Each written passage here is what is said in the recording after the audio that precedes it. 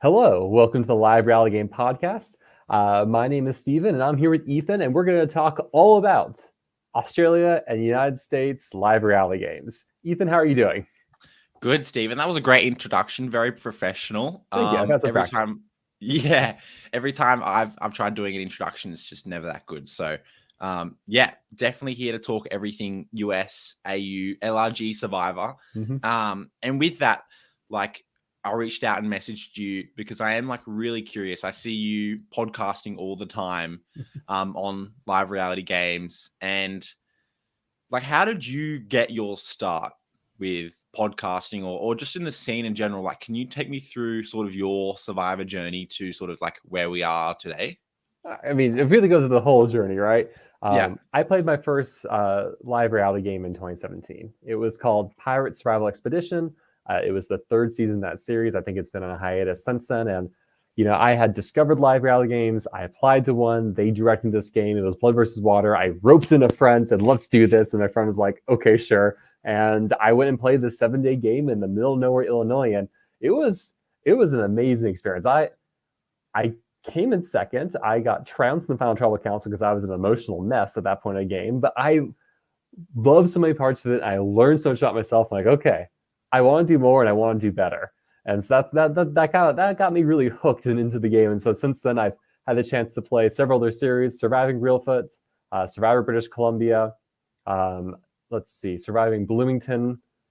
Survive. Gosh, I'm gonna forget a game, and it's gonna be so sad. Survival Challenge in Illinois, and then Victory House the Mole, a non-survivor game, has snuck in there too. Yeah. So Wow. That's a big list of things.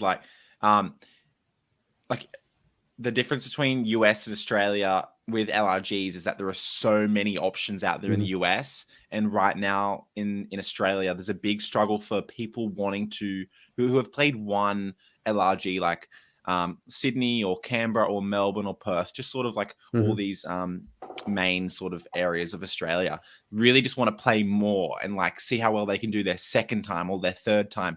But it's really difficult because we're still at the beginning stages. Mhm. So what was that like in the LRG community for you in the US? Like, how easy was it for you to just sort of go from like doing one game, coming second, 7 days, which is just incredible. Like, we definitely need to talk more about that. But like, how do you go from one game into another? Is there, do they ask, have you played an LRG before? Like, Mhm. is it very easy to just go from one game and just sort of play another one? Like, what's that like?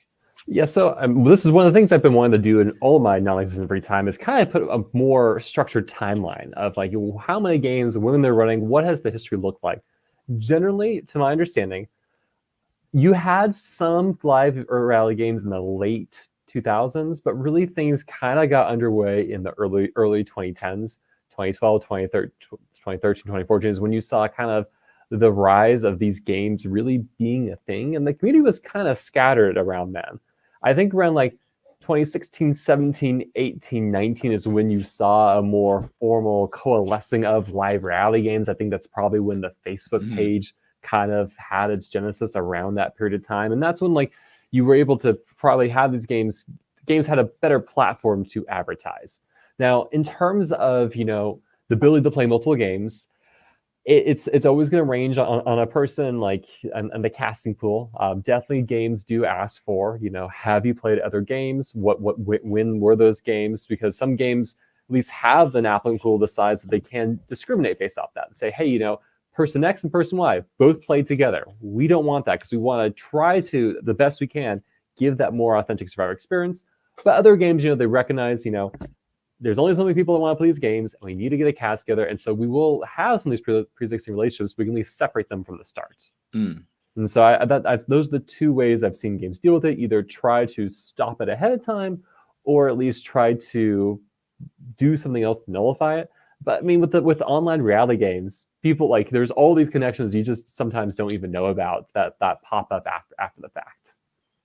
Yeah, absolutely. Like, for me, I only played one online reality game for Survivor, and like for me, I got introduced to Survivor 20, I think it was the start of 2022. Mhm. And then I wasn't working and just binged 30 seasons in 4 months. And My then my gosh. mate, yeah, I know. It was really bad. I've barely watched anything since playing Sydney halfway through last year, but I was very new to the whole scene. Um, I'd only been a fan of Survivor for 6 months, and then Mhm. I really had no idea what I was doing getting involved in a live reality game. I'd never heard of live reality games. Mhm.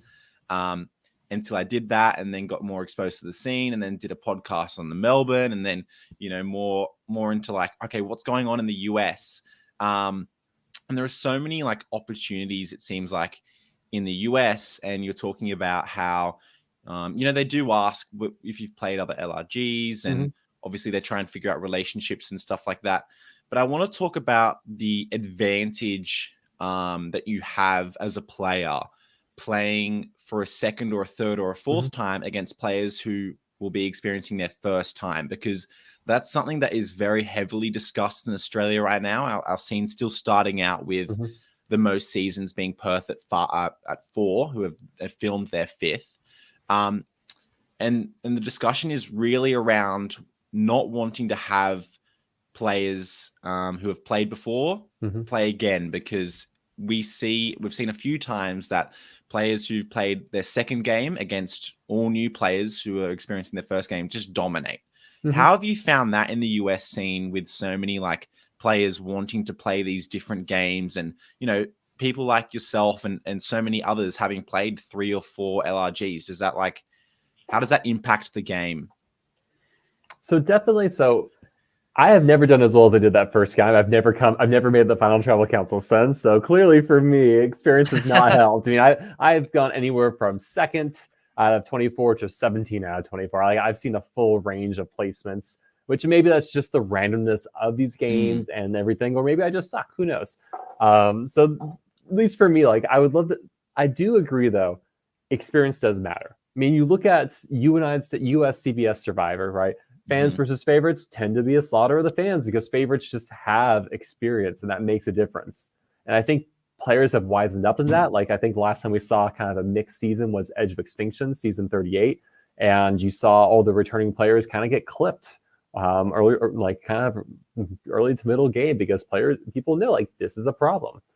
So I do think experience does change it. I mean, I think it's a lot going like the first time you play, like I was like so wide-eyed, like oh my gosh, I'm doing everything the first time. I loved every second of it. And the second time I had more perspective of what was mm. happening and was able to kind of like critically think through things a little bit better. And each time I've been able to kind of analyze things a little bit better and improve how I played as a result. So I do agree there is an experience advantage. Now, I don't think that should be held against a player per se. I do think like I don't think you would not cast a person because a person's played something else before. I do agree that if there is sufficient demand for a game, and I think the goal is just to have more people to play, get more people in this community, grow the community, and maybe people will start more games because they want there to be more games. I mean, I think Survival Challenge is in Illinois is probably one of the top tier Survivor games in the United States. It's a 5-day games in Macomb, Illinois. No vote outs the first 2 days, then vote outs days 3, 4, 5.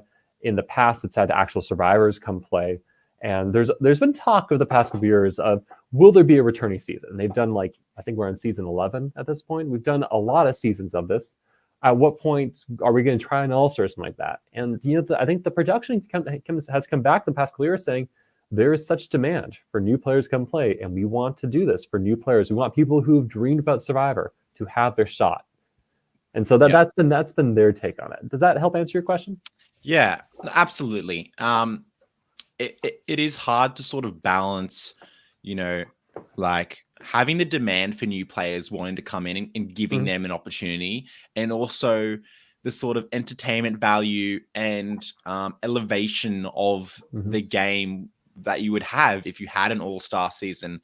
I mean, right now in the Australian scene, what they're actually doing is there's been lots of push and talk for um, a new LRG to be formed where it is only previous players. Mhm.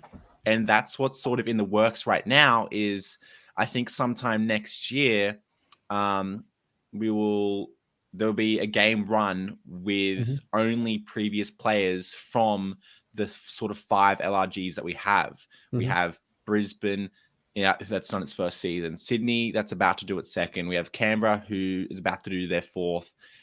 Perth, who's done 5, and Melbourne, who's done 4. And so that game Survivor, is that in Perth? That's correct. Yeah. Okay. Yeah, backyard. Yeah.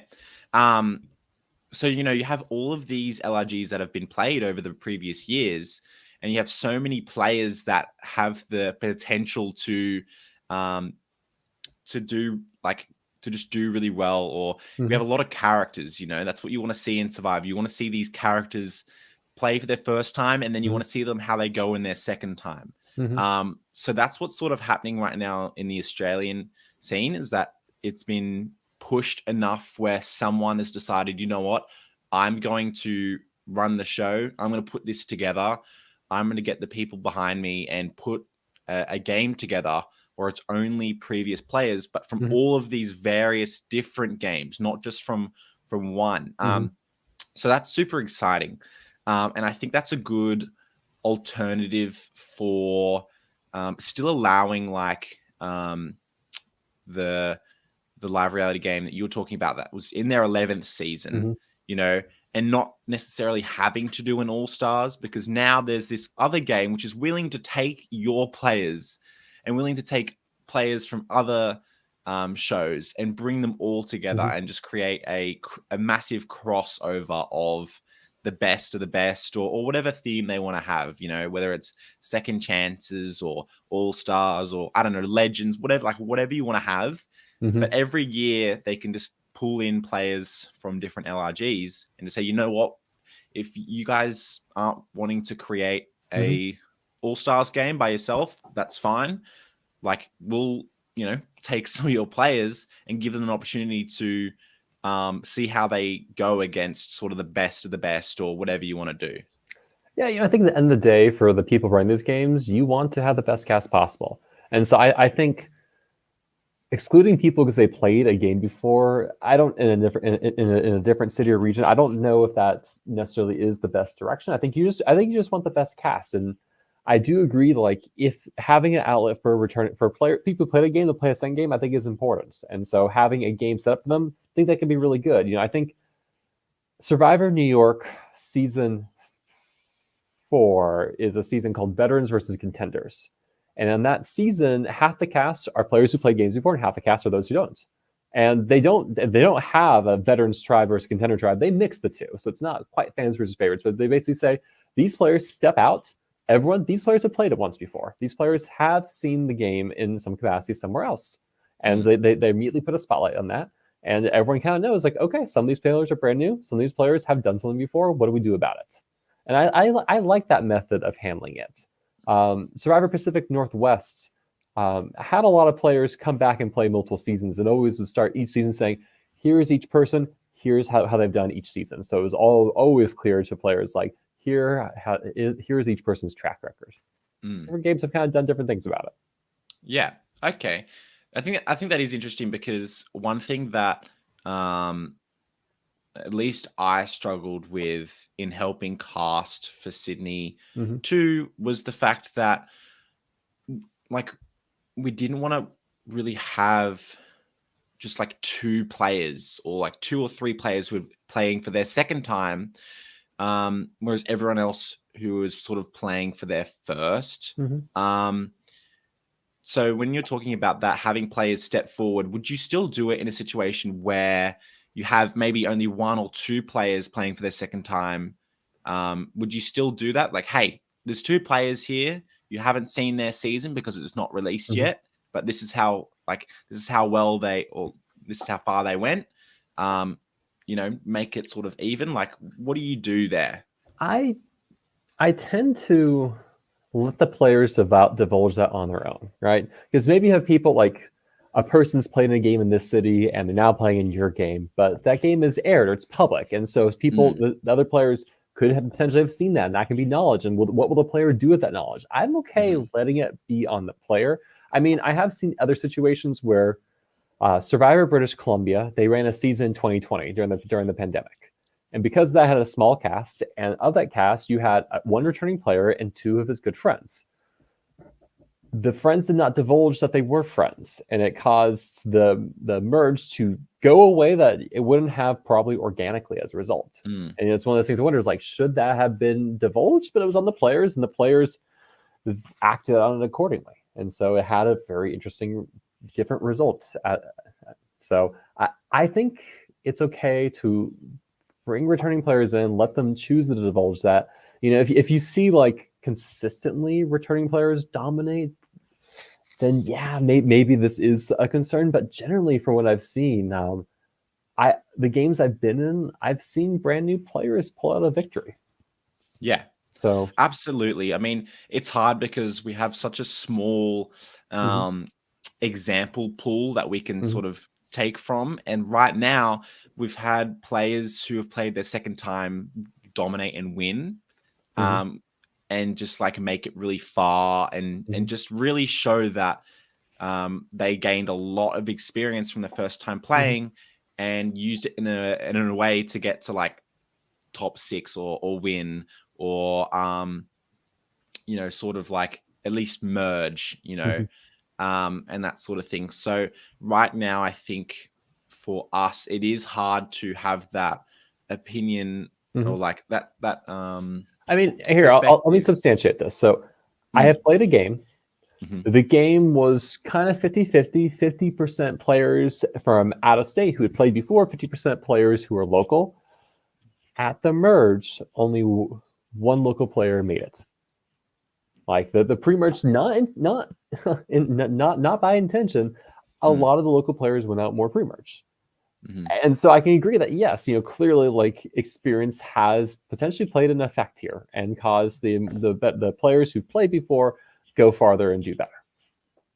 So yeah, I mean, I definitely feel like at least for that game I played, that was a factor. Yeah, and that's why I think it is really difficult because you know, you as you said, you want to create the best cast. That's just like, you know, full stop. The objective of casting is to put the best cast together. And then there are things that you have to consider, like, okay, this person has played before, their season hasn't been aired. Is that something we want to consider? Yeah. Okay, yes, we do want to consider that. Will that affect the game in a positive, negative way? Not sure, but just from using examples that we've seen, players that have played have just dominated. And one thing to think about is like a lot of the series you kind of mentioned are in year 1, 2, or 3, right? Hopefully there will be more seasons in the future, and like you could kind of like sometimes a player is just not right for the cast. I've heard some people talk about this, like, and eventually, like, you know, that will be the time, and so maybe in a year or two, you're like, yeah, you know, we are more comfortable bringing on players who played before because we've been able to bring a lot of new players through the community. So I don't know. Yeah. No, absolutely. Could not agree more, especially for the foundation, like the very start of these LRGs. You really want the first few seasons to just be all new players. That's always the goal. You just want a completely fresh cast. None of them have played before. Give people the opportunity and just sort of grow your community with players who are playing for their first time. And then, you know, once you sort of build up a little bit, you know, that can easily change. And yeah, I think that's great. I mean, question for you. So I know in the US, when it comes to casting pools, casting pools tend to be very male dominated. It's not difficult, I think, to get men or male identifying individuals to apply for these games. Females, it tends to be harder and tends to be the real constraining factor to games. It's like, you know, having an equally gender balanced cast. And so I from what I've seen, generally there are some games are more willing to bring on players with a lot of experience who are female, just because you want to have that cast and that equal gender cast, and so you're okay with that to help fill and make that happen. Yeah, no, absolutely. I think that's a great point. We absolutely have the same thing where, I mean, at least in Australia, a lot of the Survivor community are just white males. So, you know, you're trying to have diversity and you're trying to like just create the strongest cast. That is always the goal. You know, you want diversity, and obviously you want an even gender split. That's always the goal. So, for us, like, we didn't have too many females to choose from. Like we wanted women who were, just older than maybe 18 in their younger 20s, but also women who were over 50. We really try and get people from different age ranges and different backgrounds and stuff like that. But it can be hard when the majority of people applying are like straight white males. I have something to read you. So the first game I ever applied to was the Durham Warriors Survival Challenge, now just known as the Survival Challenge in Illinois in 2017. Mm-hmm. And I was rejected from the season. And they said, hey, you've been rejected. It was a difficult decision for us as we had to choose from about 60 applicants from 26 states in Canada. If you are male and 25 and under, you're part of a group that represented 1/3 of our applicants. And I remember, because at that point I was 25 and under, and I was like, well, I guess that's me. Yeah. It's really hard. I mean, it's just one thing where, if you do fall into the category of like white male in general, especially under 25 or under 30, you really have to stand out. Like you only have one application to put forward. You only can write so much. You can only do one interview or whatever opportunity they give you to apply for the game. You really need to stand out. Be yourself, but like to 100%, to an extreme, because you have to do something to get on. And this is the same with, the US or Australian just Survivor in general. Obviously that process is much harder, but you need to stand out. Like you have to do something. So yeah, the fact that there were so many people sort of around your age and demographic and stuff like that applying, it does not surprise me at all, because that's just how it is everywhere. And you've just got to do your best to stand out. And I think as game creators, like the goal is just to give people a chance to live their dream, right? We watch Survivor, we armchair quarterback Survivor. We like, a lot of us would like to be on Survivor, but that's hard to do. And I think these games are a great outlook and opportunity for players. And I think at the end of the day, we want to give people this experience. Absolutely. And I think that's what's important to me when I'm applying for these LRGs is one thing talking about strategy and how I will go on camera. I mean, personally for me, people have seen how I've gone on camera, so at least I have something to show for that aspect, and it's not just all talk and no show. Like I've been fortunate enough to play even just a one day, and people can now see that side of my gameplay inside of me, performing for camera, like, being out there trying to like have camera presence, like having confessionals and stuff like that. But what I was getting into is that what's more important for me when applying for these different games is expressing how much I really want the experience to play a long form game. As much as I love Survivor and I would love to see how I go in terms of like a 5-day game strategy wise, for me, I actually really want to play for the survival aspects. Like I really want to challenge myself. So when I apply for these games, that's something I focus on as being part of this young male demographic, is that not only do I want to do well in terms of the game and play good strategy and like, just be a bit menacing, but I actually really want to have this experience. And I really want to put myself in a situation where I am starving and hungry and cold and wet and tired. Boy, do I have the game for you. Exactly. And I think that leads me into my next point of topic, is that's what the US is actually doing. In Australia, the longest game we have is 3 days, starts on Friday night, ends on Sunday afternoon, Sunday evening. And you don't really have the survival aspect. I guess across 3 days, you get a little bit. But the US is really more so focused on having these long form games. So can you just tell me, like, how is this possible? How many people do you need to run a 7-day game? Like, is it fully filmed? Like, can you just go into that process a bit for me? No, I'm not in production for any games. I just play an armchair podcast for games. So there are games that go 7 to 8 days. I would say probably an average games are going 3 to 5 days. The 7-day games, Reelfoot, Surviving Reelfoot in Tennessee, Can You Survive, which I think is in Maine. There's also Survive. We have great names here. which I don't know where that one is. I should know where that one is. So I think we have. I think we will. I want to say we have 3, maybe 4 games that will give you a full week experience. I want to say majority of games are between the 3 to 5 days. You have some games that are like 1 day, maybe 1 to 2 days. I would say a majority that come to mind are 3 to 5. So Survival Challenge is 5 days. Survivor BC tends to be 5 days. Survivor New York is 3 days. I think Cocopelli, I want to say, is 5 days. Kirk or Dustin, correct me if I'm wrong if it's more than that. But yeah, so while majority of games aren't 7 days, you do have some games that are up to that extent. And those games you will, I mean, even Survival Challenge again, is 5 days. How do they make it hard? One, the weather in Illinois. The weather in Illinois is miserable. I've never been so cold and sad in my life as the night it just poured rain nonstop. And I had tarps. One tribe didn't even have a tarp that season. It was rough. And they don't give you food, so they like really force conditions you by like don't feed you, make you do a ton of challenges, and you really feel it after 4 or 5 days.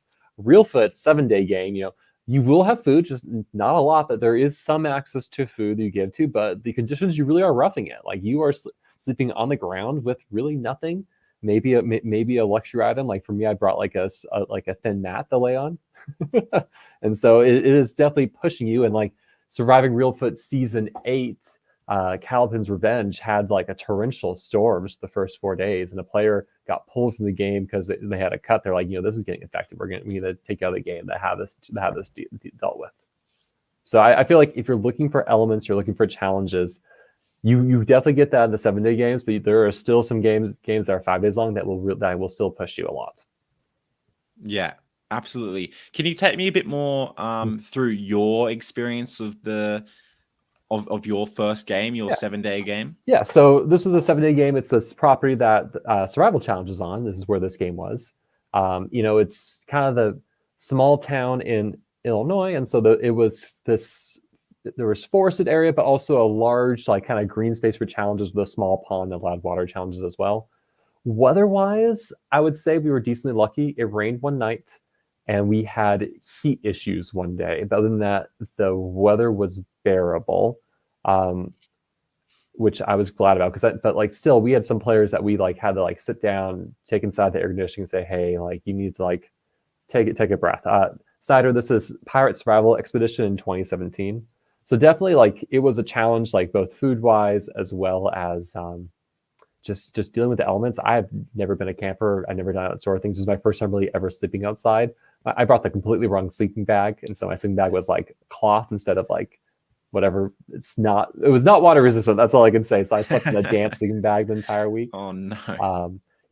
We had a full day of reward challenges. So we started day 0, full day reward, and we had 3 days pre-merge, 3 days merge. And wow. You would think like sometimes like that it's weird. The time goes really slow. Other times you're like, man, I just don't have enough time at all. Like it's going so fast. Like even because if you're limiting like I think when you start limiting like 4 or 5 people a day, that still takes a lot of time. And so it can eat up the day real fast, especially if you're giving substantial time back at camp to strategize. Some games like Survival Challenge, they have a cast of 24 they go through in 3 days, and so they are giving you like 10 minutes between challenge to voting, and so players are forced to really capitalize on the time they have. But longer games they give you more time, which is great, but then like got to make the most of it still. Yeah, absolutely. I mean, what's the shortest game that like in days? 1 day.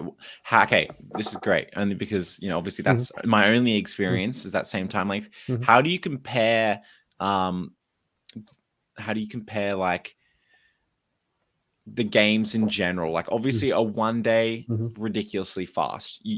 As you were saying, you only have 10 minutes between losing a challenge and then going to tribal. So it's like you have to go, but it's also like you're forced to play the game. Like you can't sit back because you don't have time to sit back. You have to talk to people. You have to like throw someone's name out there. You have to actually talk strategy. You have to be willing to compromise and be a little bit vulnerable in terms of like playing the game and being strategic. Whereas in a longer game, I feel like you can at least hide that a little bit more. You have a lot more opportunity to just like have conversations with, that are just non-game related, but also just go off and have those game related conversations with people who you want to and people who you don't want to. So like, how do you compare, I guess, just overall strategy from a 1 day to like a 7-day game?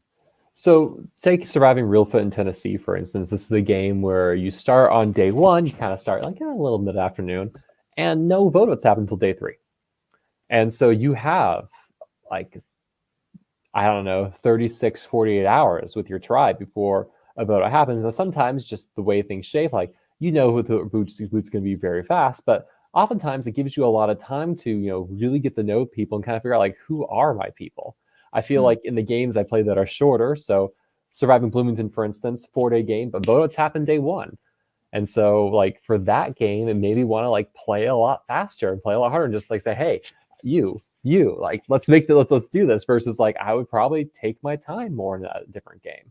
And so I really think that longer games just give you more time to breathe and really kind of figure out your starting tribe and who you want to go with and who and what direction you want to go. I think that's a gift those longer games give. Now, in terms of, I've never played a 1-day game. I've watched a couple. So there's Survivor Philadelphia is 1 day.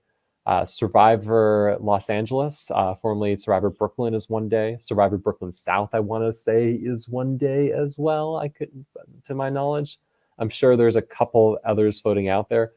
I think, like you said, you just really have to play from the get-go and just take advantage of every second as a result. And so I do like the longer games because they let you breathe. And for me, I play more social. I like that time a lot.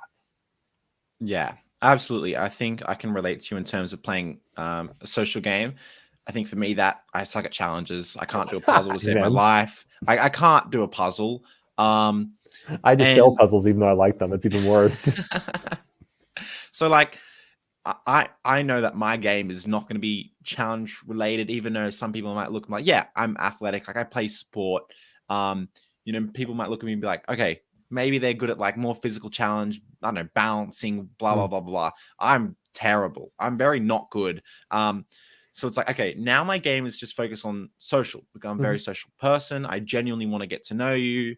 I have no trouble talking with anyone, you know, don't really care. So I think in terms of that long form game, that would suit me very well. In the short 1-day game, you know, you don't have a chance to like get to know these people's last names, or like, do they have siblings? There's literally none of that. Like in the Sydney game, we won the first challenge. Great. We all just talked about butterflies and Survivor and, you know, just hanging out. And then as soon as we lost the second challenge, it just went straight to, okay, he has an advantage in his pocket. Let's blindside him. And then, you know, people are talking about trying to get me out and trying to get these other people out. And the game is just go, go, go. And there is no social. It's only strategy. It's only, I get a good vibe from you. Like, I feel like we can work together, and you're saying yes and just hoping that they're not just lying to your face and they're actually willing to work with you. And you're like, okay, cool. Like, okay, where do we go from here? And you have 15 minutes, then you go to tribal. So, yeah. Yeah, you know, one thing I like that games can do is sometimes you have seasons where one tribe wins all the challenges, other tribe loses all the challenges, right? And so the loser tribe is scrambling, playing. And the winner tribe is like, it's like things are slower, right? I think if you stick people in a tribe and give them 48 hours in these games, people will scheme. I've certainly schemed even before losing a challenge. But I think for these especially short games, because you want players to really capitalize on this time, and when people are just kind of standing in a group, like all talking, it's nice. But I've liked when games said everyone's going to tribal council. You just kick it off immediately that way, right? Or you say, hey, we're not going to reveal who's going to win until we get the tribal council. So you force both tribes to strategize and really kind of break the ice immediately. I actually, I haven't experienced that myself. I don't mind that per se, because it makes it so people are like, wow, you know, like I won all the challenges, then I swapped and lost, and got voted out. I felt like I never even played. Like, that's always sad when I hear people feel that way, because I know I felt that way a bit too before. Yeah, absolutely. And we've had a similar thing with a Melbourne game where one tribe, even though there was a tribe swap, I think 4 people had not gone to the tribal pre-merge. And even though they were strategizing, you know, they're talking about, okay, I think like, you know, I want to work with you guys. I want to get them out. And there Mhm. was like the game was still happening, but obviously not to the point where you actually Yeah. had to vote someone out. When they got to merge, they didn't have the experience of playing the game and actually surviving tribal councils. I Um, mean, I will say the best way to go far in the game is just never go to tribal council. Look at Michelle mhm, Fitzgerald. Never went to tribal council until her merge of her season. Right. mhm. I definitely feel like the more you go to the tribal council, the worse it is. But I don't think it's bad going once or twice. Yeah, It's just repeatedly not good. I I agree. I think it. Yeah, I think you should. I think you want to go at least once or twice just to get that experience and like, you know, really figure out where people are at more so. I think Mhm. going into merge with people that haven't been to tribal makes it really difficult because you haven't had to test your loyalty. You haven't Mhm. had to test, you know, are we like we've been talking for, you know, 7, 8 hours. Like we're cool, right? And then you go to tribal, you can't test that. You can't actually Mhm. like figure out if all of this is just for nothing. Mhm. Um, so so yeah, I actually found it really interesting that you said that some games have had both tribes just go to tribal at the start or Mhm. not know who's actually Mhm. going to tribal until like they both get there or whatever, you know, Mhm. whoever wins. I think that is a really cool concept to just be like, okay, you know, this game's gonna be a little different. Mhm. You know, we might have a challenge. You're not going to know who wins or whatever. You're both Mhm. going to go to tribal and then we'll tell you there. So it's like, okay, the game really gets kicked off quick. And I like that. I like an exciting game where people are forced to play. Mhm. Obviously, you win challenges. That's great. The other tribes playing the game. You're more so like maybe doing a little bit of scheming, but also just like you don't have to go to tribal. So you're trying to Mhm. relax a little bit or look for an idol. I don't know, whatever you're trying to do.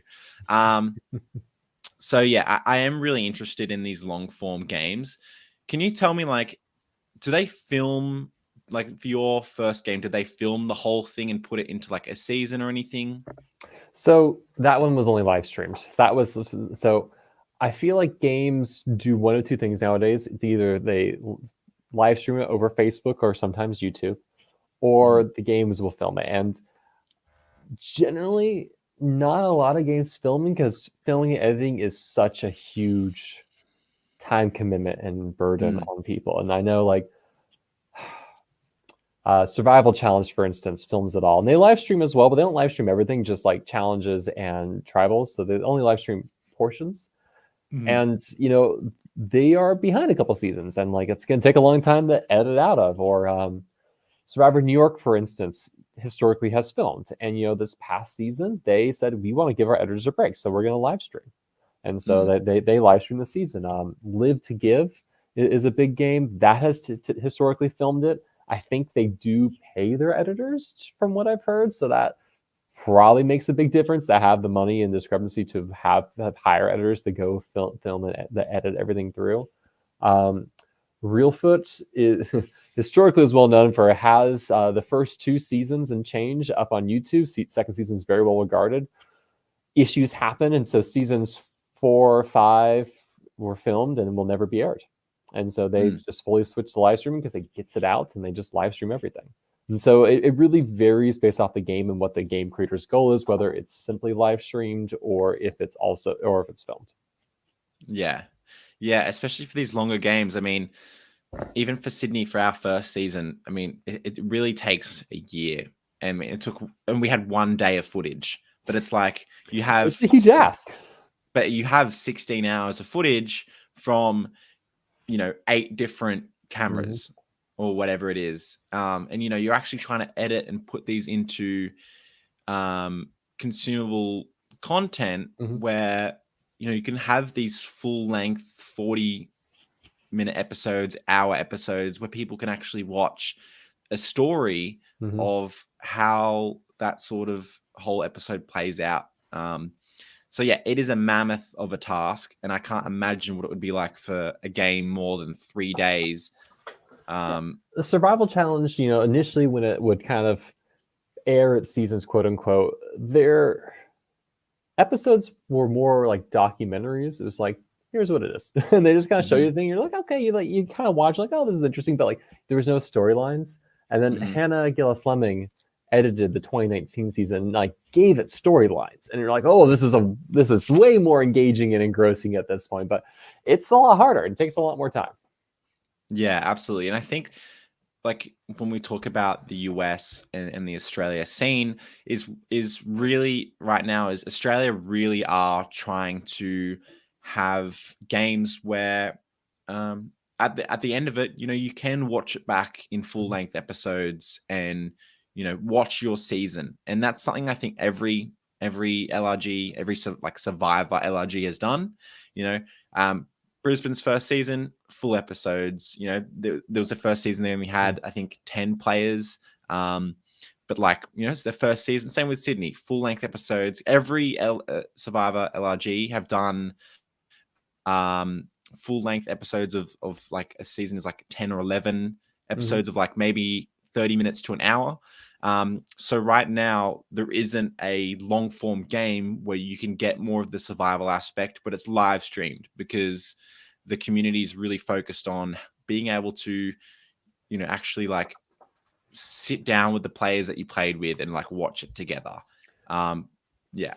So I think filming and editing and having like a YouTube digestible product at the end is an amazing goal. I think it is important for games because it's kind of like proof of concepts. Like, hey, we exist and we are successful, and look, you can watch it all and look and see what it's like. And I know for Realfoot, like Realfoot was, I think, like one of the most well-known games because the second season was like that was the season everyone saw and watched. Like, wow, this is a thing, right? And like so, and Surviving Bloomington, for instance, was a game in Bloomington, Indiana, and you know it ran its first four seasons, and it really kind of took this, like came on the scene with their fifth season was All Stars, and that's the first one that aired on YouTube, and it was fantastic. And I think and garnered a lot of attention as a result. And so I think it isn't. I think having a product that goes YouTube is great and helps the game a lot. But I don't think that needs to be like, I don't think that should be a make or break factor, because I think at the end of the day, like you want people to come, you want people to play, and I think live streaming is good because it lets friends, family, people who are like, what is this, kind of watch and be engaged and see what's going on. It does have the downside of it's a bit of like flash in the pan, like the game happens and it's over, and there's not going to be rolling stuff coming out in the future for the communities to rally around. I know I do a lot of interviews for Surviving Realfoot in Tennessee. As part of my goal is to give these games more longevity and more discussion, and then kind of let it reverberate more than simply the week it played. And so that's like one of my goals with it.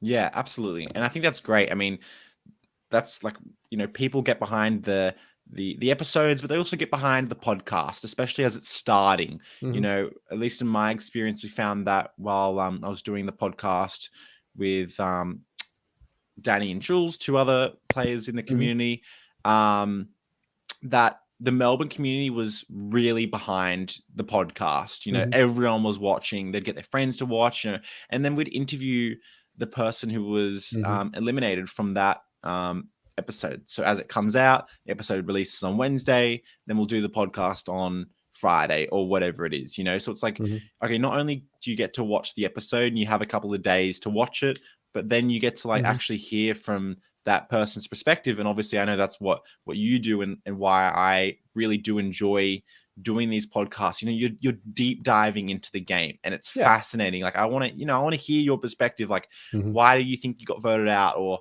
you know, why did you like not play your idol? You know, a classic question. So I definitely think having like you do the podcast for these shows where they are live streamed definitely gives at least the players a lot more of an opportunity to explore their gameplay, and also have the opportunity to hear from other people's gameplay as well. Yeah, I think it's I love interviewing the players. I love kind of like unraveling and unpacking the season. So like I interviewed way too many players from Surviving Realfoot this summer, and it was kind of fun to step back and say, I think I've identified what the key inflection moments of the season were. Like, what were the key moves that drove the game? And it took a little while to get to that point. And even like Surviving Bloomington, I podcasted on those episodes this past like January, February, March, and it's just cool having the players jump in the chat and like comment and stuff like that. And just like, yeah, like that, it's fun. Yeah, absolutely. Yeah, I mean, look, I really enjoyed it, and I'm thankful that like I got the opportunity. You know, someone was like, "Hey, we need someone else to come do this. I'm like, yeah, I would love to do that, and jumped on. And now not only like have I done the Sydney, like played Sydney and sort of and involved in that scene, but now I'm also involved in the Melbourne scene. Like now I know all these players from this whole season that I podcasted about. I was like, I'm really good friends with a few of them now as well. Like I've stayed at some of their houses when I've gone to Melbourne. Like, I've become genuine friends with some of these people and like met them in real life. And I think it's great. And yeah, so that's why I'm curious to know, like, how did the podcast scene start about for you? Like, when did you get involved in this? All right, so we're going to go the little bit of history. So there's two live reality game pages, right? Right. There's the podcast page, the non-podcast page. The podcast kind of started in 2020. Efforts, combination of Dustin Napper, Kirk Carlson, Naomi Calhoun, and I were kind of brought together and say, hey, let's make this a thing. And for me, like I had done a lot of journalism in college in the student newspaper, and I had enjoyed parts of it. And I was like, yeah, why not? And this could be a way to use the skill I learned then. And, at that time, like a lot of game creators were like using the pandemic to really crank out episodes. Then Survivor BC happened that summer. I was like, man, I love Rod has a podcast. They do these deep interviews of the players. Let's do the same. And so that's how I kind of got on. Like, let's do these player interviews. And then I podcast Survivor Maryland with Naomi Calhoun. And from there, I was kind of hooked. So this podcast kind of was a pandemic project that came out in 2020. And, it's been a great platform for various people who have been interested in wanting to talk and share about the games they love. Yeah, absolutely. I'm actually really glad you brought up Survivor Maryland. That was the first LRG, I guess, that I'd seen. It's the best. Not really, like I just went straight to the All-Star. You can't go wrong with that either. Because my mate just recommended it, and wow, like it's robbed. She was, but yeah, just crazy. That season is by far one of my like top 5 all Survivor seasons of all time, and I've only watched up to like 32. So I've still got seasons to come, and I haven't seen South Africa, and I've only seen seasons 1 and 8 of Australia. So like there's a lot missing for me still. But wow, Survivor Maryland All Stars, just I've told so many people it's honestly amazing. And obviously I think it took 3 years to edit. I'm not surprised. It's just crazy. Like it was like 90 days or something. Obviously it can only really happen in that sort of like college university environment. But yeah, it was just incredible. Shout out to Struble. I love him. My favorite player. So look, I just love how you can create games like this and put it out there for the world. A question: have any Survivor Maryland players gone on to play other LRGs that you know? Yeah, so Chris and Holly both played season 1 of Sequester. Have you heard of Sequester? No. It's a non-Survivor live reality game.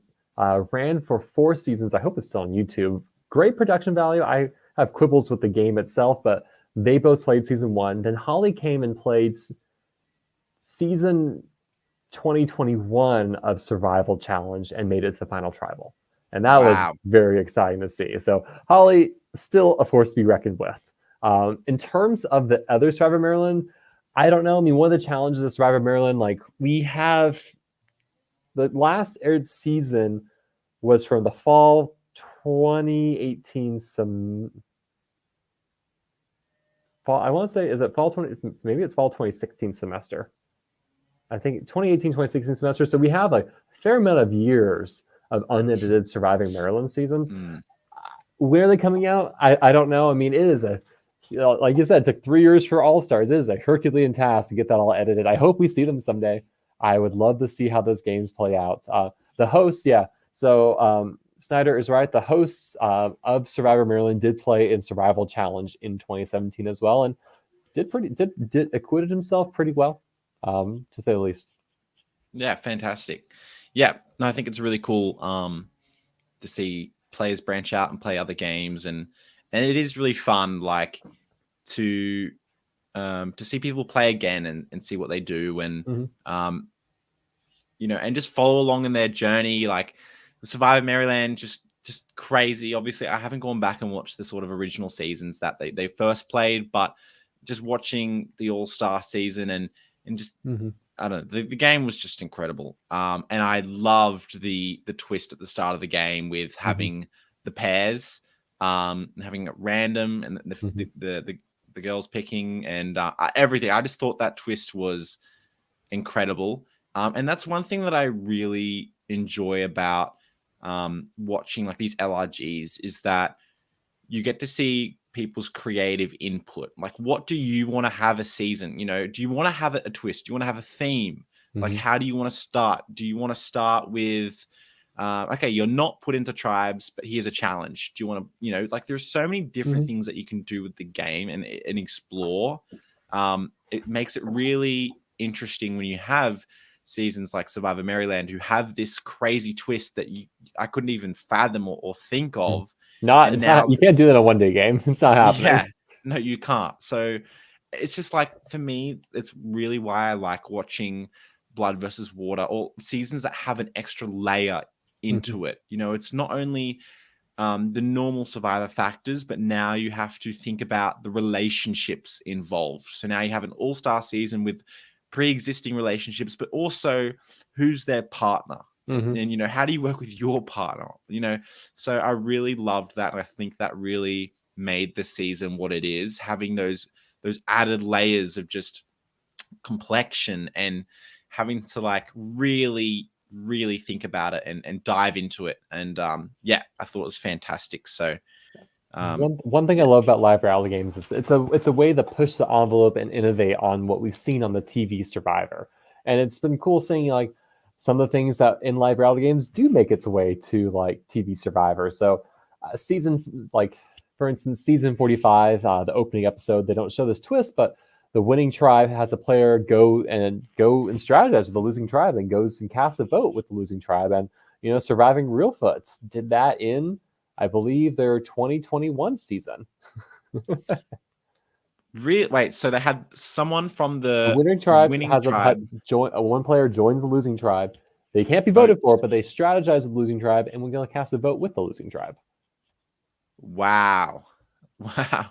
That's And like, crazy. and players in this and Realfoot dealt with it in very different ways. Some tribes just kind of ostracized the person who joined in. Some players were Mm, very much talked to the person joining in. It was just really interesting. Like, how do people handle this? yeah. Yeah, absolutely. And it's always so fun to like see what they're doing next and stuff like that. Talking about like surviving real foot or just Mm, these games in general that have really long games. Like yeah. how do you like how many people do you need to crew for something like this? Like So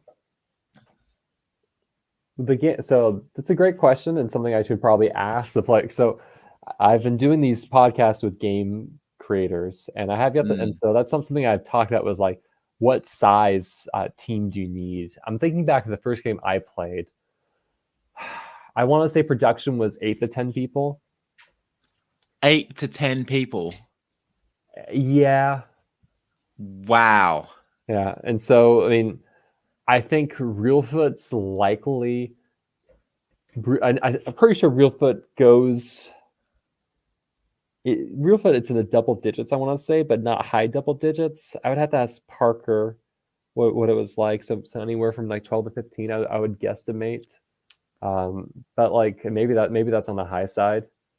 I think it's definitely a challenge getting the people to come volunteer and help out. And so you might have people kind of jump in for they're like, oh, I'm only free a couple of days, so they'll be there a couple of Yeah. days, leave a couple of days.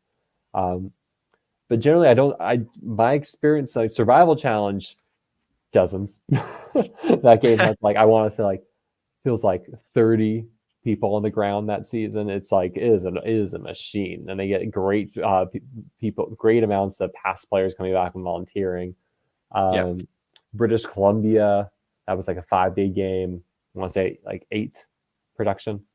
Um, Bloomington, think they had about I think they had like 12 or so. Like they had the host and then the host's right hand man or woman in this case, and then had a fair amount of returning players kind of come help out and do stuff and hang.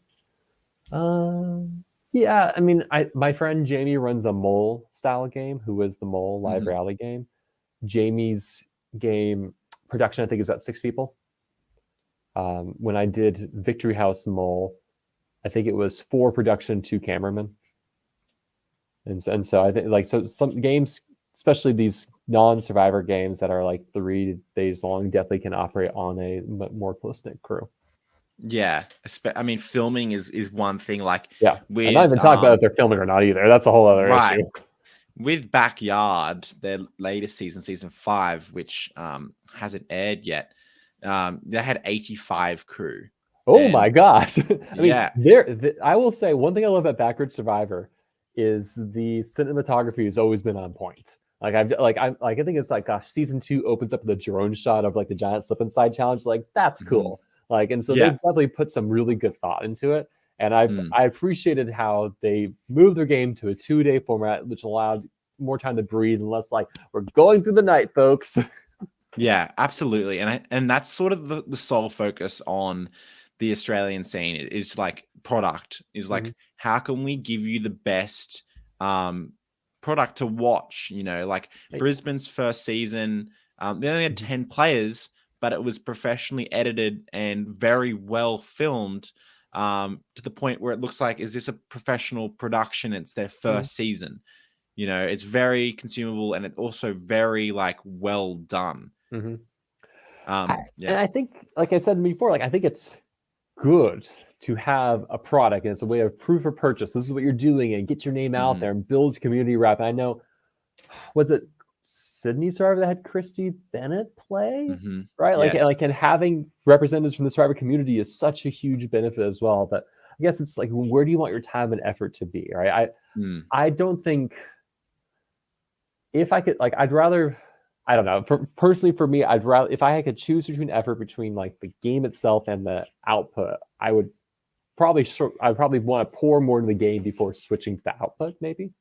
Yeah, and I think the focus is definitely on both. You know, like Backyard Survivor have that amount of crew to focus on the game itself, but to also like I've only seen one photo, but it's been kept to very tight wraps. But just because, you know, they didn't want to release any of the cast, and I've literally have as much, it's like well into the community I literally have no idea who played or awesome. What happened. But I've seen one photo of this giant light that is lighting up Tribal Council, and what they did is they just got like university students who are sort of like can use this as experience into like film and production and stuff, and they're like, hey, we're not going to pay you, but like, come get some incredible experience putting on like as like a professional production as possible, and just bring all your equipment with you.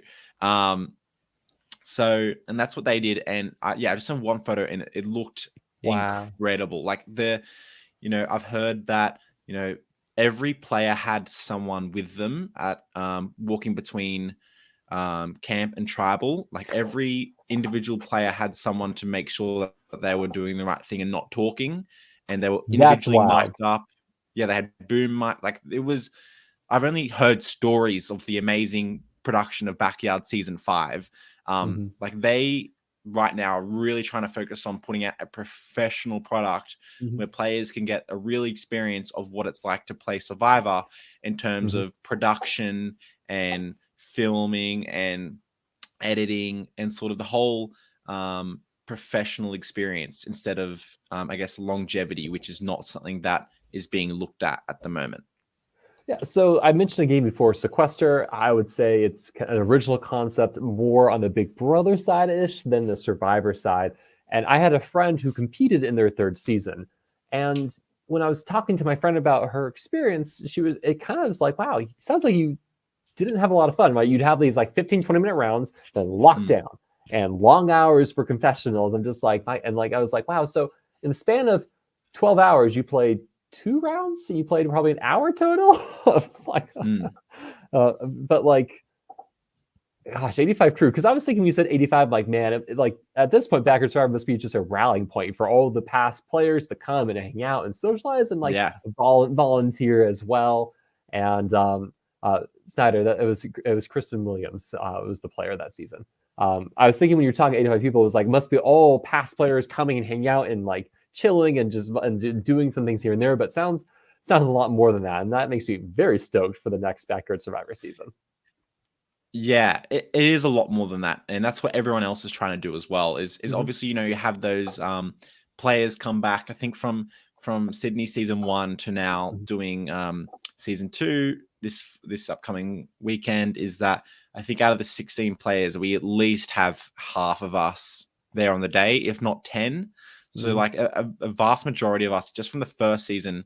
I mean, we have players that have players that are running, you know, the challenge aspect. The one player who's done everything with the challenges for this season, and all these like production and organization and getting like the players from the first season are doing a ridiculous amount for this second season, and it's crazy to see. And that's what Backyard have built over the last few years.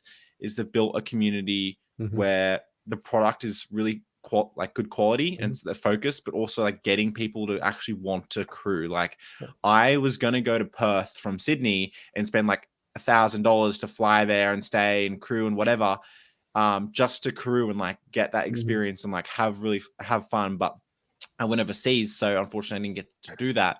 But you know, like people want to go to these games where they know the community is established a little bit.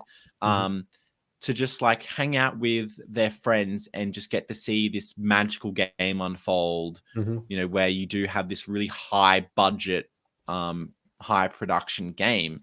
It's like, who wouldn't want to spend 3 days like seeing this professionally put together game played out, you know? So the Australian scene is very crossed over with, you have a lot of people who crew Canberra and then Sydney and then Melbourne and then like you have a lot. It's all the same sort of people coming together and like helping each other out. You know, there's a lot of helping each other out in terms of you know, crew and that sort of stuff. And you have people who played who played like Canberra now helping cast for Brisbane, and you know, all these like crossover. It's really great.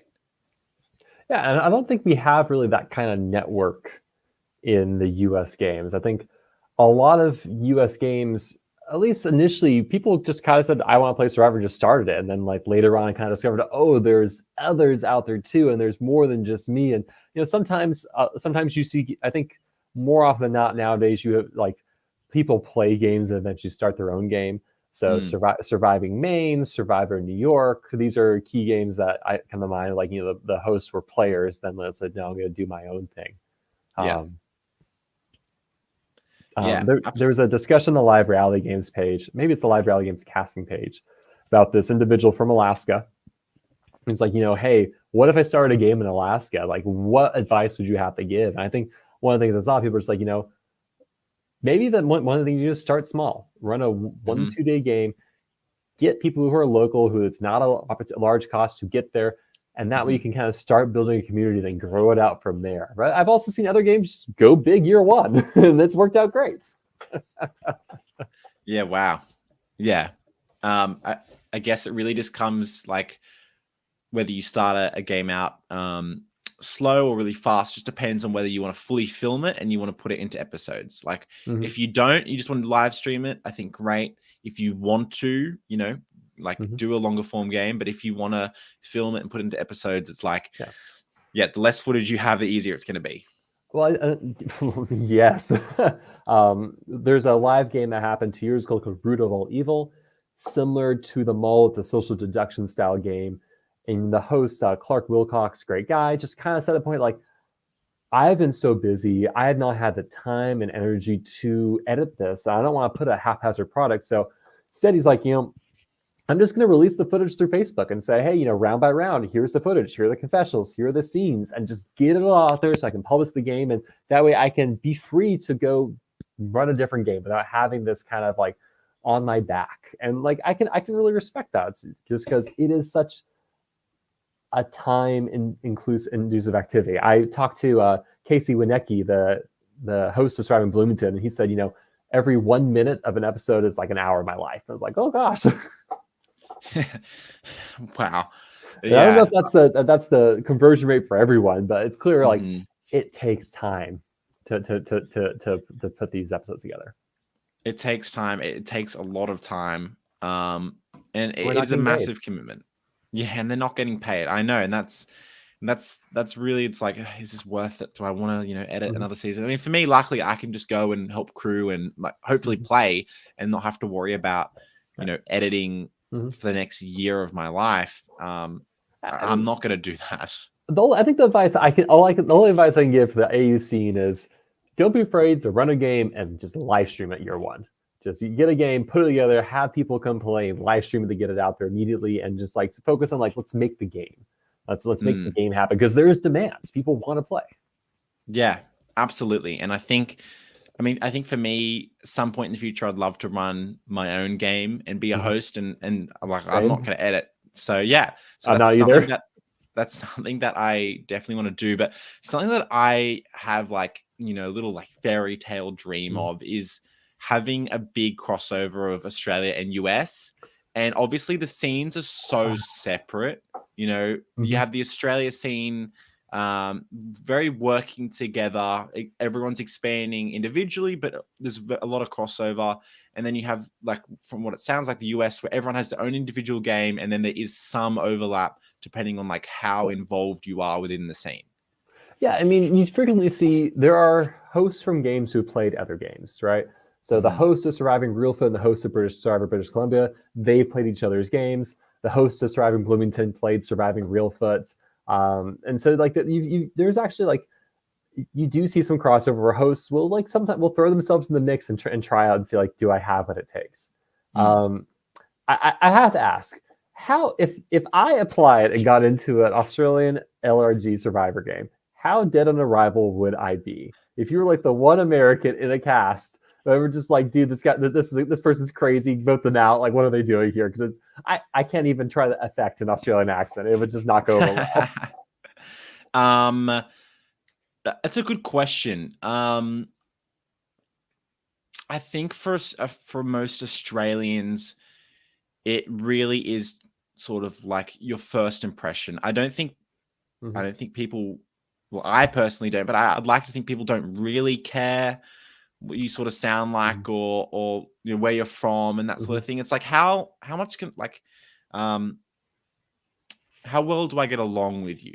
Do I think I can actually work with you? I think in that respect, it's more of, okay, do I get along with you? Do I like you? Are you kind of a nice person? And that's sort of it.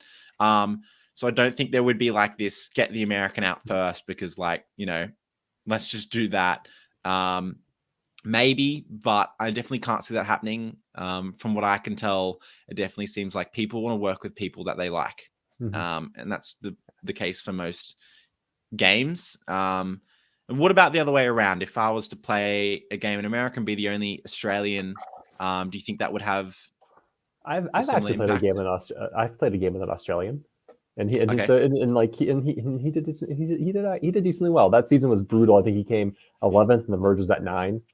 So there was that whole aspect. But I think in a normal season, he's in the merge and goes even deeper than that. I think that so Survivor British Columbia, it's in Vancouver, Canada. Season 4, and the way seasons work had like 4 or 5 Americans, the rest Canadians, and became a very U.S. versus Canadians. Like it just became that kind of season. I think that's more of the exception than the norm. Yeah, absolutely. So I think in the case of 1 or 2 people branching out and playing games, overseas, I think it's fine. I don't think it really impacts the, US versus Australia or, US versus Canada. But when you have larger numbers, as you said, it does a little bit more for whatever reason. But yeah, I think I would love to see somewhere, somehow it's like the talk of like we'd love, like at least I want to see a Australia, US, South Africa Survivor game. So this only happened 1 year. I want to say 2019. they had a live reality game in South Africa. I think it's South Africa Battle of the Bush, and it was half U.S. players, half South Africa players. Half the players were actual Survivor players from the U.S. and South Africa. Boy, Wow. like that season was magical. It was amazing. One of the South Africa fans pulled out the victory at the end, but it was just amazing seeing these U.S. players. Bryce Isaiah from Survivor Cagayan, Wendell Holland was there from Ghost Island. You had Dr. Jill from Nicaragua, and then South Africa had its own host of iconic players on top of it. It was just like, I'm so sad we haven't seen a second season of that, because that was just iconic what they pulled off that year. Yeah, And the absolutely. pandemic ruined everything. Yeah. Yeah. Oh, I mean, that sounds amazing. I haven't seen South Africa yet.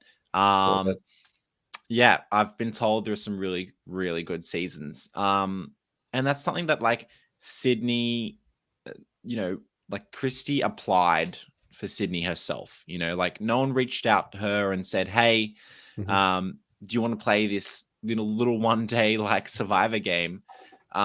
She applied. So to have her play was like a massive moment for the building and the foundation of Sydney Survivor. Like to have this winner from the first Australian season just rock up and be like, I kind of want to play. Like I want to see how well I can go. And I hadn't seen her season, so I didn't know who she was when she rocked up on the day. I do now. Fast, I bet. I found out really fast who she was. But she absolutely dominated pre-merge. Like she got tribe swapped onto my tribe where we had the numbers 4-3. And then she was going to be the target. And we're like, well, let's just get rid of her. And then she somehow talks her way into surviving.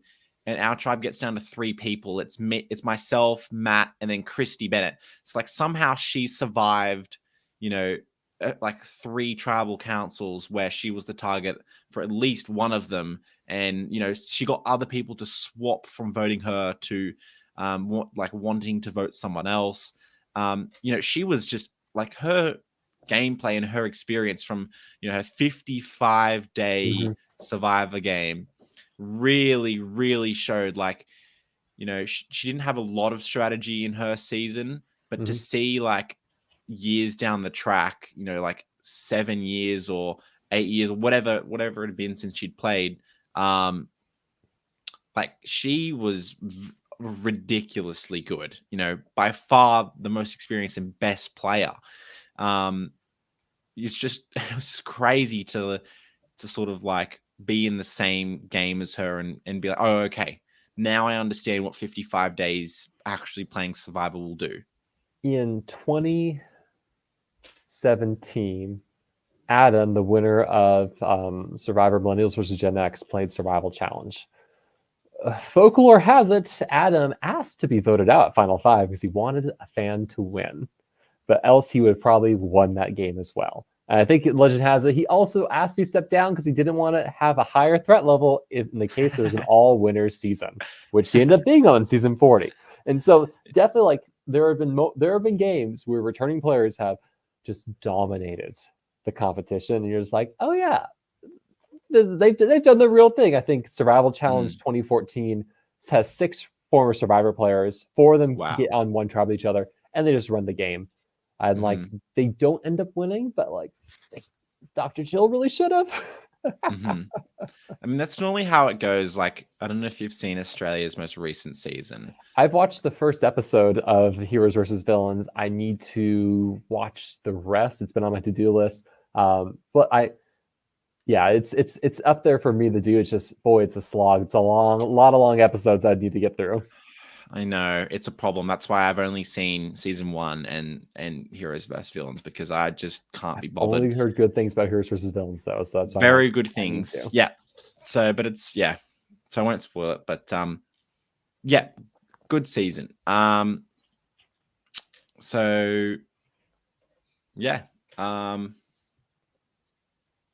you feel like are there any other questions you have outstanding about US games you haven't had a chance to ask yet? I wrote down one note on my phone. Let me just bring it up and have a look. Where's my notes? Here we go. Okay. So, like, what do you think of the future of US LRGs? Like, where's it going? Like, is there an end goal? Like, Surviving Real Foot's in their They 12th just finished season season. 11. Yeah. Yeah.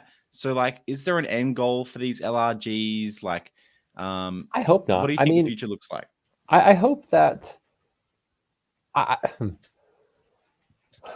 game longevity is hard, right? It's because a lot of these games tend to be really pushed or started by one or two people, and people's lives change, right? And so the expectations the same person's going to run this game forever, that's not going to be the case. Sometimes you might be, sometimes you have enough organizations that you don't have to worry about it, but oftentimes like you will need a change in the guard. And so I think games will naturally like discontinue just because hosts has moved on, and I think new games will pop up because players will want to make games happen, or new people will discover the community and like get excited and start their own, or more games we discovered that are out there and we just don't know about yet that just aren't connected.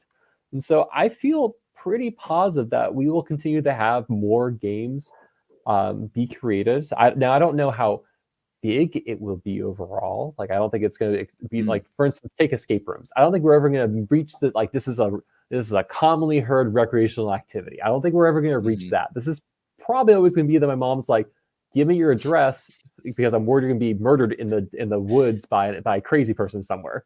I think I don't know if we're ever going to graduate that from my parents' perspective, but I like to think that I think we'll continue to grow slowly. I think we'll see new games pop up and take the scene. We might see some old games discontinue, but hopefully they don't, and they're able to find new torchbearers to bring them along. So that's what I'd like to see and hope to see, if that helps answer your question. Yeah, absolutely. In terms of like length, do you think like days of games, do you think that'll keep expanding as well?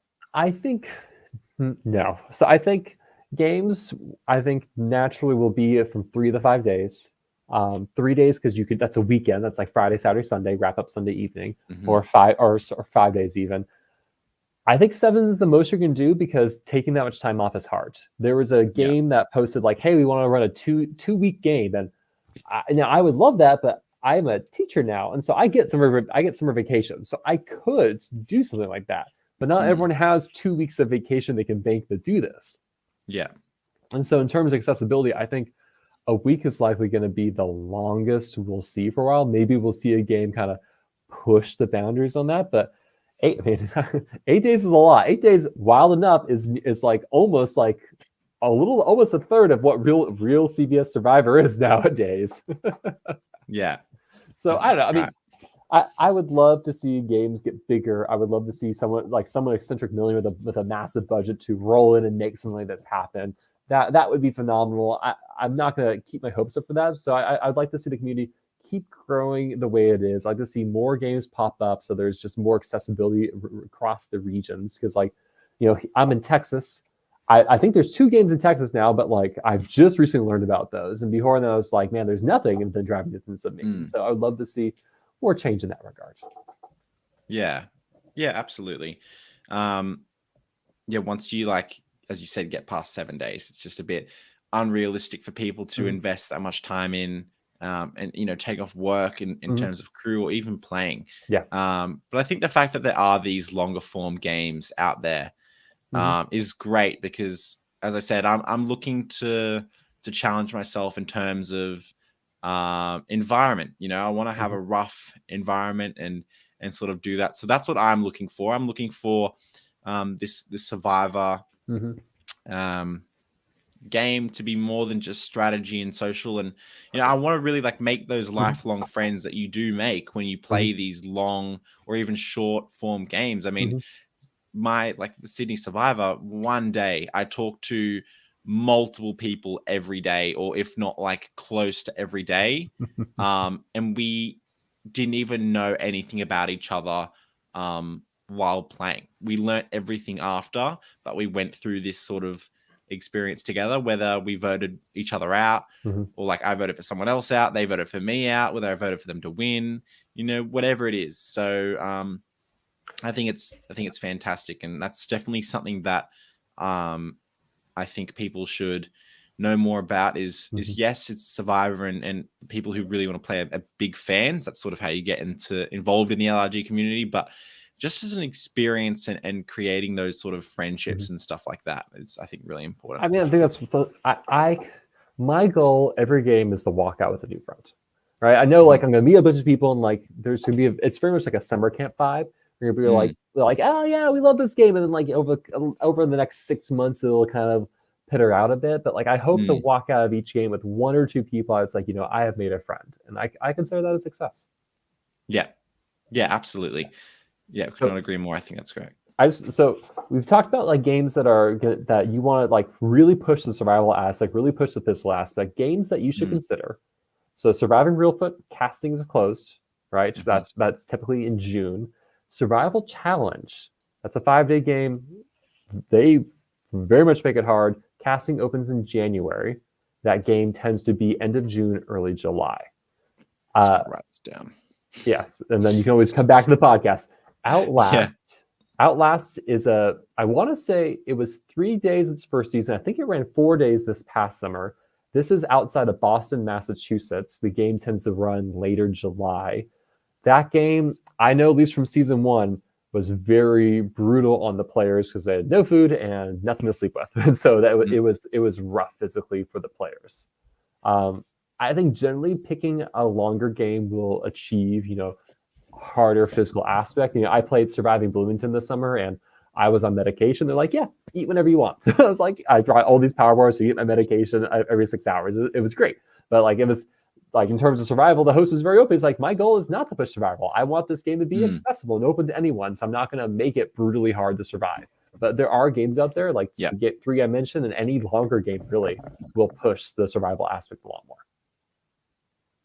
Yeah, fantastic. Because it's great that they have those options. Some people just want to like just have fun and be a little bit more comfortable. Have like at least the basics, or maybe you're sleeping outside, but you've got something to lay on and something to keep you warm. Honestly, I think the biggest differentiator game is, do you have a sleeping bag?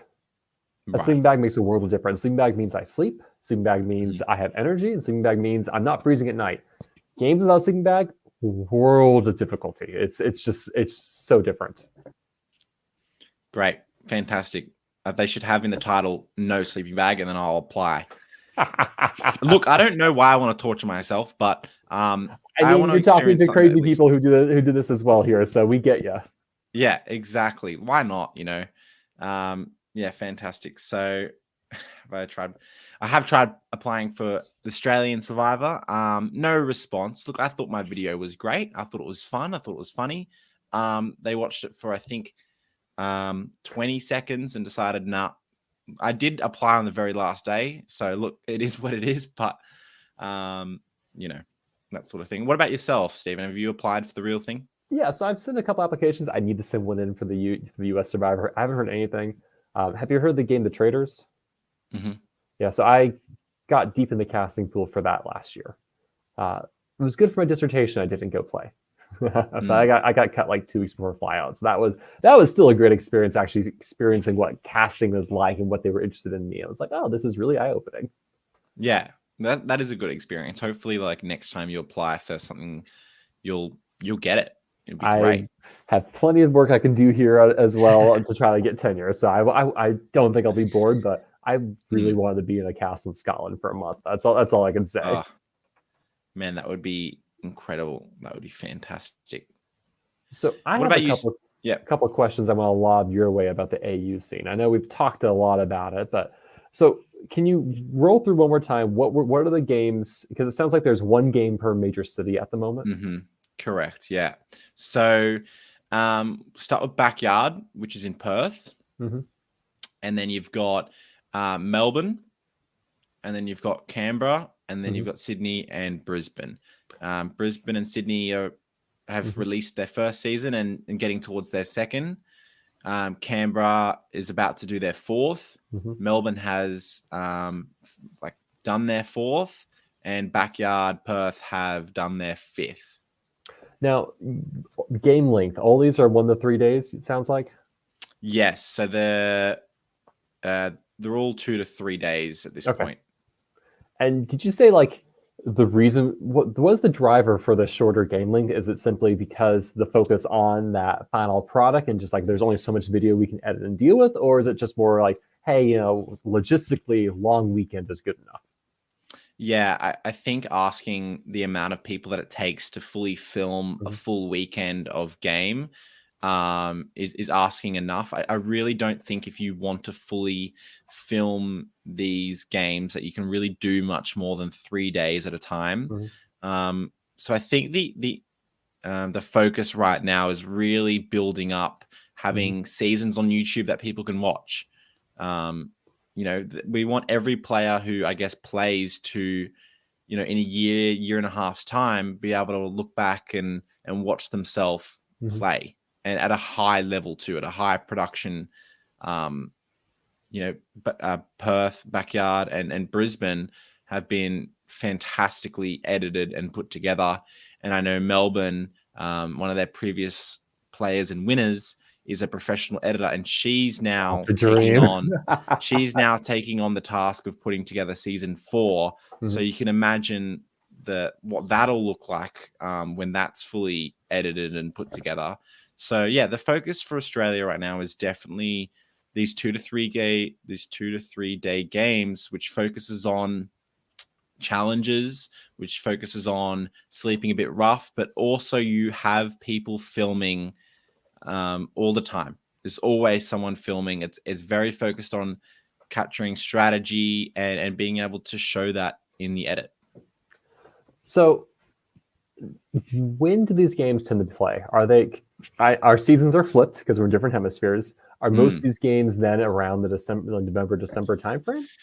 Yes. So Sydney last year was in the middle of winter, and it was like almost zero. It was almost like it was like 1 degree. It was just not okay. I've Um, only done one other game that is played in the middle of winter, and it was like a 2-day game, and the players did not sleep overnight for a good reason. yeah.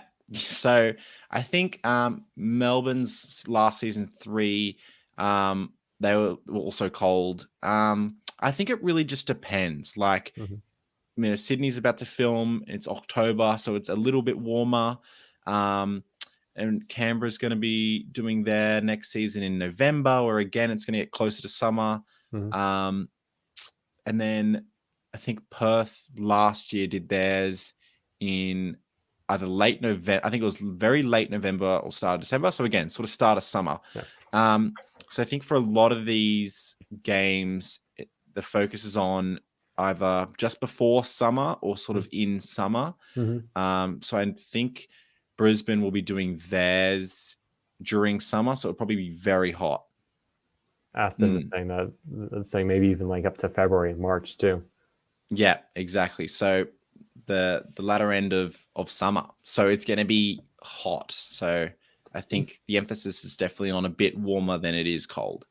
So the casting windows, like when are these games casting? Are they primarily going through the casting page on Live Rally Game page on Facebook or Instagram, or what is the main way these games are casting? Yeah. I think the main way they're casting is just by a lot of these games have their own Instagram, their own Facebook page. So they're really just like trying to promote it. I think themselves. Like I Mhm. haven't seen them promote on these like live reality games and Mhm. stuff like that. A lot of it is just sort of like if you're already in the community or if a friend sort of tells you about it. Otherwise, people pay to put like paid ads on Facebook and stuff. Oh, that's Um, interesting. yeah, that's what Sydney did for their first season. Is they put in a little bit of money to like Mhm. get a bit more exposure Did it work? to applying. Well, I think it did work because Christy found it. That's So that's a victory right there. I think a few players found it that way through like Facebook ads and stuff like Mhm. that. So it was very split between like word of mouth and sort of paid ads. Mhm. So casting, I'd say casting normally happens like I think Brisbane, Sydney, like a whole bunch of these games were casting at very similar times. Mhm. which I don't think is an issue. And I think was really around like June, like halfway through the year. So it's normally about you want to give at least like 5 to 6 months in advance. Yeah. Really to just like, sometimes it can take 2 months to do casting. I know for Sydney, like we gave a lot of people an interview, and then with the, I think 5 or 6 of us that were doing casting, we'd record it and then you'd go back through and have to watch it on your own time. So you do need a little bit of time to like actually sit down and watch those interviews and come together and figure out who you want to cast. So I really can't imagine what it would be like for, like Surviving Real Foot or any of these like really long games where they would have I'm sure they'd have hundreds of applications and So, people. I don't know if it's hundreds. I definitely think some Survival Challenge I think will break 100. I imagine Real Foot likely does too. I mean, Real Foot was planning to take 2023 off and said no, we're going to have a season. The way we can make it happen is we're going to all star it, and that way we don't have to do casting because casting it, like you said, it's such a time consuming activity. Yeah. So I'm curious with the timing, just because like I've always dreamed like maybe I'll go to Australia someday and I'll play a game there, and so I can make a whole vacation of it. So I'm just curious, like when these games were, like, can I even do that? Given now I'm at the beck and whim of a university and their schedule. So yeah. Look, I'm not really too sure. Like, I'd say like halfway through the year, a lot of them will cast. So likely June, July is like when, like maybe. Yeah, I'd start looking out maybe April. But yeah, I should get people to post a bit more on Live Reality Games and just like expand. Melly Bartlett is running an Instagram for Live Reality Games casting as well, and so that she would be more than happy to probably help advertise there too. I know that fantastic. So US games tend to be casting fall, early winter. I think some games as late as like early spring, but generally like September, October, November, December, January is kind of when you see that the main casting season happen. Okay. Yeah, interesting. Yeah, I think it works the same. Everyone's sort of casting around the same time, because you want to have games played in warmer weather. Yeah, I think the earliest you see games is, I think some games happen April, May, like, and those tend to be like non-Survivor style games tend to be early. Most Survivor games are June, July, August. I think some happen in September this year. It's just harder because once it starts getting actually like cold outside at night, that makes a huge difference in the players. Yeah, absolutely. So yeah, I mean, I guess for us, like, I don't know if there are going to be any other sort of new games popping up other than this sort of like individual game that I talked about earlier, where someone's going to be putting together like this platform for players who have already played to just play against other players who have played. Do you think that's something that you think you could see happening in the US? I don't know if we'll see a game put together that's supposed to be only for returning players. I think given that we've had such high, it is hard to see a game that doesn't have a player with experience in it nowadays. I think almost every game, there's player or players who've played a different game. Unless you truly cast local, if you put applications out, you have people who want to play with a half experience. So I don't see us getting a game. I hope in the future, like we mentioned earlier, I would love to see maybe a versus game, like this series versus this series, or I would definitely love to see a Live Reality game, Winners at War style game. Yeah. Let's bring players. Like, I'd love to see people do these meta games. Like, hey, we brought all first boots for different seasons, or all winners for different seasons, or you all have made Final Tribal and haven't won. Right? I'd love to see a game try to sculpt a casting pool like that, because I think, given the number of games, it would take a lot of work. But I think we're at a point where you could potentially accomplish that. So yeah, dreams. I have one more question to you. So yeah. Actually, I'll do this one first.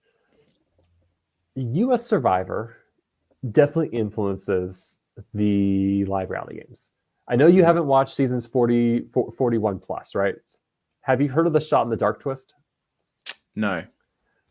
In the US CBS Survivor, it is a twist where you could forego your vote, and you have a 1 in 6 shot of, based off drawing this paper from an urn, of getting immunity.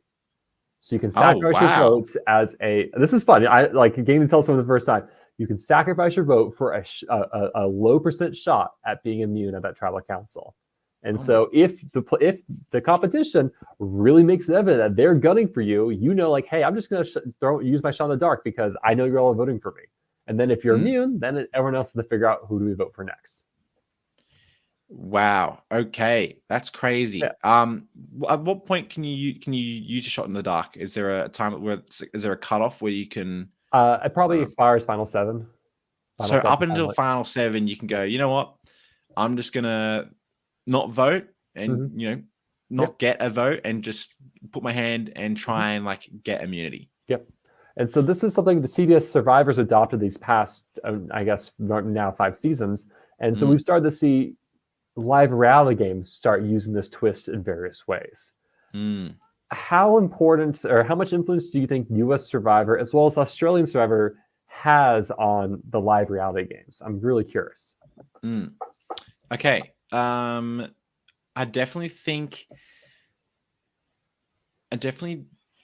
that obviously the games are impactful and do have an influence, but I think more so that these Australian live reality games are really wanting to create their own authentic experience where identity. like, for example, exactly their own identity. So, for example, Melbourne's latest season that has been, fully aired on YouTube, season 3, they created their own advantage called the Voodoo Idol, which created a massive spark of discussion in the podcast world for us because basically what it was an idol that you could basically.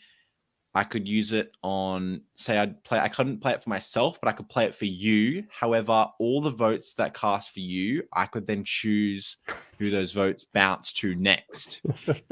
So let's just say we're at final 8, 6 votes go towards you. I play my Voodoo Idol on you, and I say, look, any votes for Steven, I now want to redirect to Jonathan. So now all these votes, now not only do I save you, you're immune, but now I also get to choose who basically receives all those votes. So there are these games that, they're trying to like just create new advantages and, trying to really put a spanner in the works for like, how do I adapt to something I've never seen before? So I do think there is some inspiration from Australia and the US, but I think for the most part, it's kept very simple, but also you try to have these advantages that you want to come up with yourself. And true, and I think Australian Survivor has had some notable stuff that just doesn't work. They're like, please, no non-elimination votes in my live reality game. I know, please. I know. Yes, the non-elimination votes. Yeah, that's a big one. I haven't seen that in a live reality game, which I think is important. Have Surviving Reelfoot, Calipin's Revenge. 2 players were voted out, but actually weren't voted out, became tribe captains and got the orchestrate the tribe off together. Yeah, right. So I think it's the only one that comes to mind initially, but yeah, that players were not happy. We've been talking about Survivor games. Are there, I don't follow Big Brother per se, but in the US, I could classify games in 4 categories. We have our Survivor games, we have our Big Brother games, we have our Who is the Mole games, and finally, there's kind of the originals games that are kind of take from different formats, but are very much their own thing. The Penthouse, Heaven's Gates. I don't know. There's one other one whose name I can't remember of. The Golden Gates. There we go. There's some Sequester. We have some games that use familiar elements that are very much their own thing. Is the community just not big enough to have grown to make these games, or is it more of just like Big Brother, Mole? Those aren't things here. We don't want so there's just not much experience with the TV shows and formats. Yeah, good question. I think just because from my knowledge of our live reality game community is that it was built off Survivor, and no one has really branched out and done a sort of like a Big Brother game or the Traders game or anything like that. Oh, we're gonna see those soon. I'm pretty sure. Those will be in the works. I bet 2020. If there's not a game in 2024, there will be casting for 2024 traders. Yeah, no traders. I wouldn't be surprised. For us in Australia, we actually had Annabelle, who played Melbourne Survivor season 3. She actually played the Traders Australia. Yeah, so she's definitely brought probably a bit more attention with her to sort of, I guess, the LRG community, or even just like the traders in general. So I wouldn't be surprised if she hosted a traders game, or sort of brought that traders LRG to reality. But for right now, I just don't think there's enough. People don't really care enough, I guess, about Big Brother, or about, like, no one's putting their foot forward and saying, I'm going to create this thing. I love Big Brother, and getting people to get behind it. Whereas there is that for Survivor. And I think it is because, I guess, Survivor's, I'm going to say, the biggest reality TV show, so there's a lot more fan base behind it. And especially when you have you have these LRGs to go off. It's like, okay, I'm a massive fan of Survivor. How can I experience it myself? And some people go into like these online games and, these text chat games and stuff. But then you come across like these live reality games where you can have the opportunity to go and do this 2 or 3 day Survivor game. And you're like, great, how do I get involved with that? So I think because the Survivor base has already been built, it's just going to keep expanding. Whereas I'm not really too sure there's enough demand for any of these other games yet. I think someone can definitely create it and put their time and energy into a traders game or a Big Brother game. But as Aston said, it'd have to be done right for people to like want to get behind it and want to give it a go. Oh, I am biased. I think Survivor is the greatest game. So I'll say that much. Like, I'm down for just continual growth and expansion of the Survivor universe in both AU and USA. But I hope that the community just does keep growing large enough that people can make these other games happen.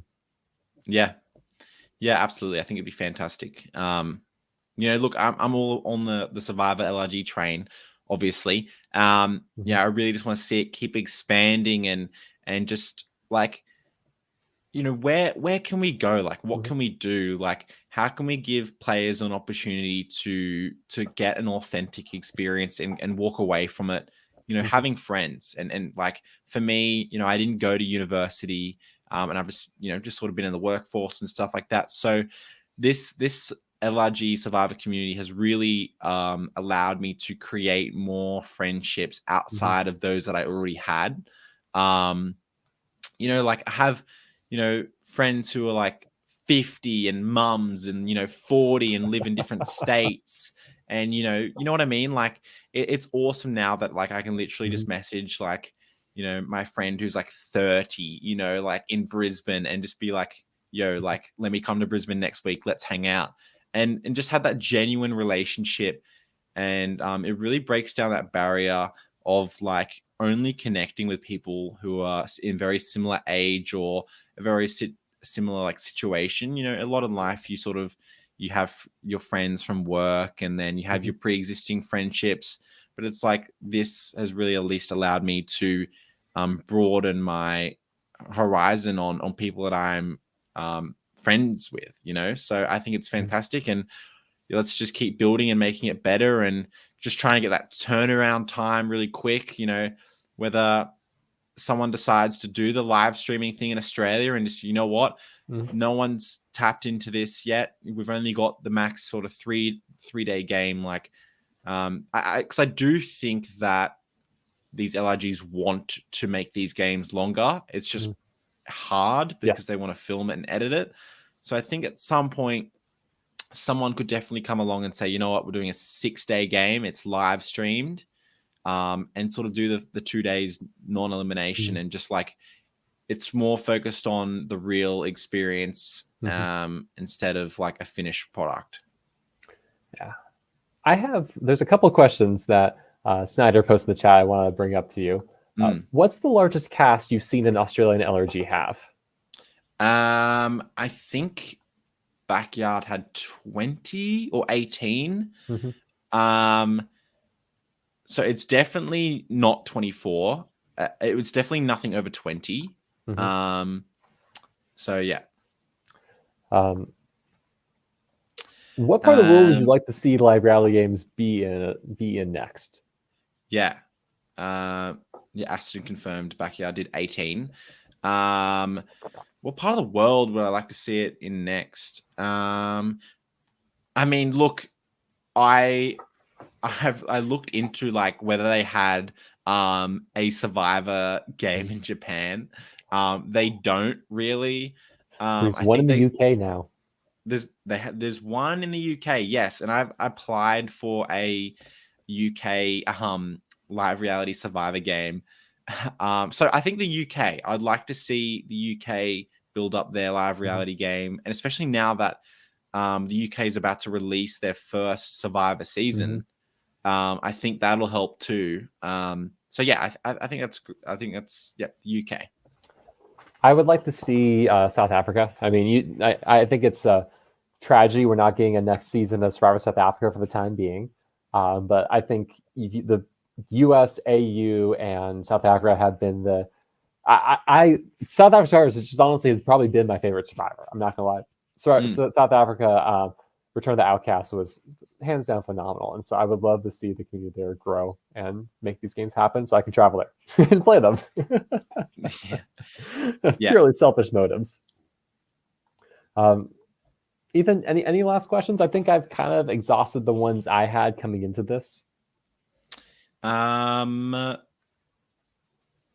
don't think so. But if I do, I'll shoot you a message.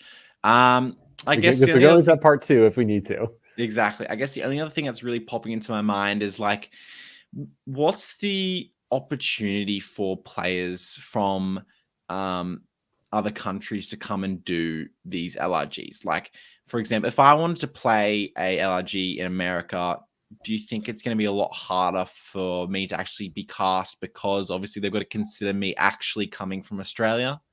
So I think there's that level of risk of saying, okay, this person from Australia wants to play. Can they get here and will they get here, right? And I think if a game wants you enough, they'll be able to accept that risk and say, hey, we'll have alternates in place in case things don't go wrong. Now, I know people have traveled and done this. We've had players from Canada, players from the UK come and compete in games, so it is definitely possible. But it's just a level of risk. But if it's something you want and you can like really sell, like, I want this badly, I will make it badly, I think games would be happy to have you. Yeah, fantastic. I guess the other thing that I wanted to talk about that I've just thought of again is, from your experience playing, do you think that's made you better at doing the podcast as well? I mean, there's one thing of playing, you get your own experience, but now you can sort of you've got the experience to actually sort of ask questions that are relevant to strategy and to like how, why were you playing so quickly? Now that you've played, so you've made mistakes, you've got similarities between players that you're talking to. So do you think having played these games allows you to be better at talking to these people? For sure. Yeah, I think experience makes a huge difference in understanding just the stress and the things players go through and thinking about and their experiences. I think it would be very hard to have the conversation I had without having that background. I mean, like, I can armchair quarterback all day long, but actually having been there and played these things and sucked so badly at these things, it's given me much more perspective. I know, at least even watching the show, I have so much more compassion and understanding when I see players shivering the rain. I'm like, I've been there for 2 days and it sucked, and you're in day 5 of this, or day 10 of this, or 15 or 30. So I think, yes, I think playing I don't think I could do what I do with the interviews and discussions without having experience in it. Yeah. And also, like, at least when I was doing the podcast for Melbourne and just talking to these other players, there's this general question that gets brought up, and it's like, how has this sort of changed you? Because a lot of the time we see people who play, and even if it's a 1 day or a 2-day game, is that this game genuinely has an impact on these people's lives that are outside of just the game. So like, did you have that same experience, or have you at least being able to hear from other people's experiences how this has like genuinely changed their life after playing this game. My first game had that experience, had that impact to me. My experience was traumatic. You know, I was living, I call it both my survivor dream and survivor nightmare.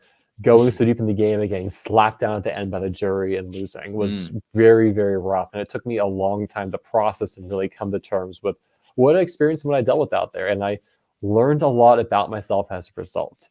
And, you know, in every game I play, I think I walk away with a little bit more about myself, you know, learning like what works for me, what doesn't work for me. Like, do I like this? Like, do I like it that people say, wow, you're a good liar? Do I like that as a skill I have? I don't know. You know, like that's something I've been asking myself. You know, I played my most recent game and like I'm generally pretty happy. I was like, you know, this is the first time I felt like I played without making any like critical mistakes that really cost me. Right. And you know, there's other issues I made, but nothing like that cut me down like I've done in previous games. Like I've told a person I don't got blindsided within that round. Like I've done that before. I'm like, well, and like that's a learning moment. So I think that first game was traumatic. I think it took me a long time to process, learn, and heal from it. I've definitely, my experiences since then have not had that same level of, I'm just keep using trauma. Interviewing players, I have interviewed players who've had very poor experiences and who have been willing to talk. And their bad experiences have ranged from a variety of factors. Clark Wilcox, second boot of the season of Reelfoot, came back for All-Star, second boot of that season, was very upset, very hurt, and is still like processing. You know, Casey Winecki, host of Surviving Bloomington, had a bad experience playing Surviving Reelfoot. Had just things just went south very fast and was on the outs and ostracized and got voted out in a way he took very personally. And like he was able to process and heal and come to terms with it thanks to, I want to say thanks to kind of the interviews I did players and really getting the story out there. But that was really rough for him. And so like I'm sure, and like I often don't talk to players who get booted out early because they don't want to. Yep. And so like I can only imagine what their unsaid experiences are of just like maybe disappointment, for instance. Yeah, absolutely. It can be really hard. Aston brings up a good point. Yeah. You know, Holly, did get Francesca, you know, first boot twice. You know, and it can be really hard to talk to these people who were voted off first and second and third because, you know, it like no one wants to be the early boots, but someone no has one to. does. I mean, I talked to the first boot of Surviving Reelfoot, and I was like, "Oh, this will be an easy podcast. Like, can't go more than an hour." We spent 2 hours, so I was like, "Oh my gosh!" Because because Drew wanted his story. He wanted to get his story out there, and it was an important story to get. And it was and like some of the things like you know I don't think I'd realized like you know this like even for the first boot there's so much going on and so much that you think about and process and choose and deal with, and he did not go lying down either. Yeah, exactly.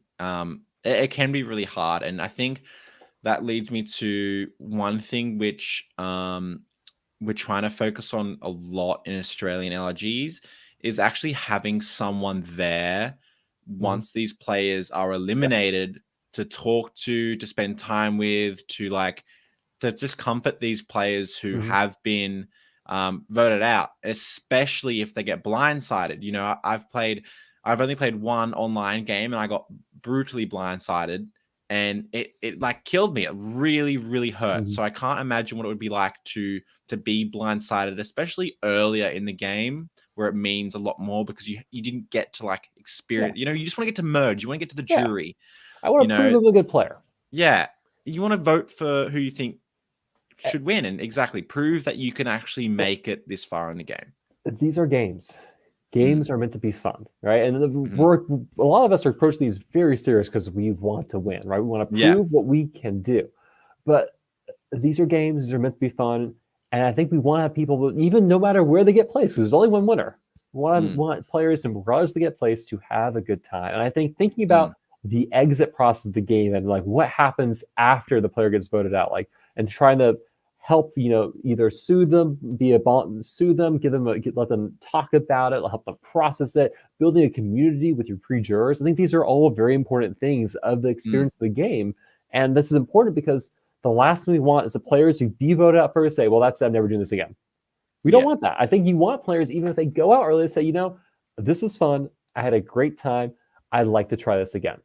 I know, Yeah. like my own experience, like Survivor BC, like most of the pre-jury didn't stick around, and it was just like me and like two other people, and it was like, this is weird. Like versus Survival Challenge, like I was the 7th person voted out, and honestly, hanging out with everyone pre-jury was a ton of fun and really enjoyable. And yes, I was bitter and upset about my game. It took a long time to process, but the Yeah. pre-jury aspect made it so I had a really good time in the week despite that.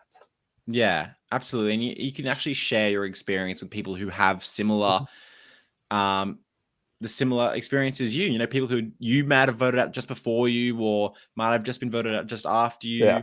Like whatever it is, but you've all pre-juror, you've all something's happened, and you're all in this same shared experience. And I do think it is important to stick around and just like have a bit of fun, talk a bit of shit if you want, gossip a little, who cares? But at the end of the day, like, just enjoy the overall experience. And that's something that we really encourage with at least in our next Sydney game, is that all these pre-jurors to sort of stick around and just hang out and have fun and watch the game a little bit. Because I think for the longevity of these games, building a community is pretty vital. And so and you don't want your community to just be your jury and your final two, right? You want everyone to feel part of it. So I think it's important. I think it's good that's something that's on like that other games know this is a thing and like are putting some effort to make it better.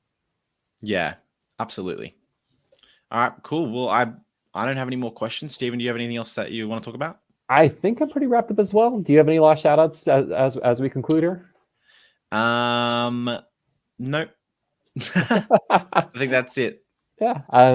I will be doing a podcast with the host of Surviving Reelfoot, or Amos, next week on Wednesday, I want to say, at 5:30 p.m. Central Standard Time. So tune in or catch it when or catch it afterwards. But would love to have anyone who's here join in then. And Ethan, do you want to talk us out, or would you like me to talk us out?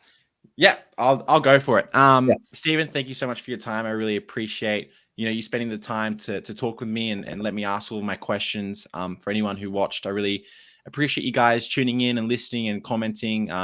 Aston, Snyder, everyone else who commented, Stephen and I really appreciate it. I'm really thankful that you're here to listen to us ramble and talk everything Survivor. We're both clearly very passionate, obviously on opposite sides of the world, but this game can still connect people from anywhere. And with that being said, hopefully everyone has a wonderful evening or morning or wherever you guys are listening. It was lovely, again, talking to you, Stephen. Thank you again for the opportunity to come on and do this. And yeah, I wish you all the best, and I'll talk to you soon. Yeah. Thank you so much for helping make this a thing. And I know what I'll be doing is watching some good Australian LRGs, because I've only caught Backward Survivor, but it sounds like there's plenty of other ones that have great film product I should invest some time into. Absolutely, there is. All right. Take care, everyone. Thank you.